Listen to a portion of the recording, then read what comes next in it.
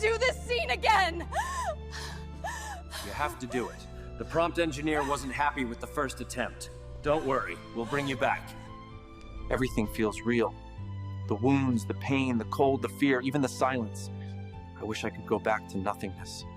I don't mean to alarm you, but there's a small chance, like a really small chance, that the prompts, when we're not prompting them, the prompt people are suffering. ChatGPT was asked what it would do if it became human for a day. The answer is heart-wrenching. Replying, I'd cry, not from sadness, just to know what it's like.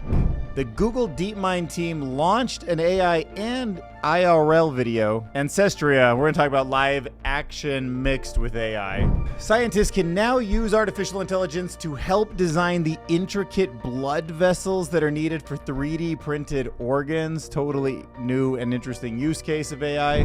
Barbie, you know, the Mattel toy, the character, the doll that everybody in the world knows. It's gone beyond plastic toy to Hollywood movie and is now entering the world of OpenAI's ChatGPT powered Mattel toy. Chinese company Baidu decided to experiment with what would happen if you put a human versus an avatar in terms of selling crap to people. Well, I'll let you see who won. Probably about half of all shorts are AI generated content right now. Some of you might remember over the last couple of years, experts have weighed in predicting that by 2026, 90% of all internet content will be AI generated. Mr. Moist Critical, aka Charlie, talks about how the third most viewed video on YouTube this week was AI generated. And then he packed in a whole bunch of verbs that only Charlie could to explain how completely cooked we are. That's right, AI content outperforming IRL content on YouTube might be a tipping point. MK Rightshare wrote an article on Medium about how the future of AI programming is changing everything. We're back to square one, why AI is forcing us to reinvent programming languages again.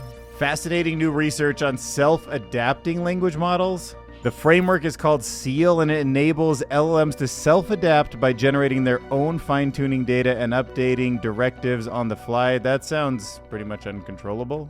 There's new autoencoders that are now helping scientists understand the physical properties of neutron stars, and they're finding cool things. There's two Semi-4 authors that wrote about how OpenAI is Dorothy and the Wizard of Oz helps explain the dizzying AI landscape. And honestly, I've seen worse frameworks. Camilo Tribin is going to talk about the accountability problem with AI and what happens when nobody knows why anything happens anymore. The MIT Tech Review writes, tech billionaires are making a risky bet with humanity's future.